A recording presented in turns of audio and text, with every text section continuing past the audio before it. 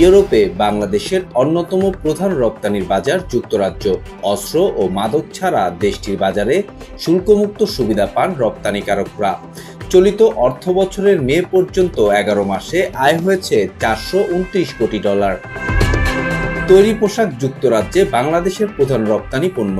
সম্প্রতি মুক্ত বাণিজ্য চুক্তি হওয়ার পর ভারত তাদের গার্মেন্টস পণ্য যুক্তরাজ্যে শুল্কমুক্ত রপ্তানির সুযোগ পাবে। এতে পিছিয়ে পড়ার আশঙ্কা বাংলাদেশের। আশঙ্কা আরও তীব্র হবে 2026 সালে এলডিসি গ্র্যাজুয়েশনের পর। যদিও যুক্তরাজ্য বলছে 2029 সাল পর্যন্ত বাংলাদেশের জন্য শুল্কমুক্ত সুবিধা অব্যাহত রাখবে।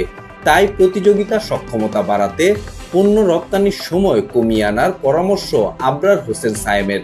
তিনি বলেন, যুক্তরাজ্যে পণ্য রপ্তানিতে দীর্ঘ সময় লাগে, এটি কমিয়ে আনতে হবে। যুক্তরাজ্যের সঙ্গে চুক্তির পর ভারতের ব্যবসায়ীরা তৈরি পোশাক খাতে বিনিয়োগ বাড়িয়েছেন। বাংলাদেশের চলমান রাজনৈতিক অস্থিরতার সুযোগও তারা কাজে লাগাতে চান। এমন পরিস্থিতিতে নতুন বাজার তৈরি ও দ্বিপাক্ষিক বাণিজ্য চুক্তির পরামর্শ অর্থনীতিবিদদের।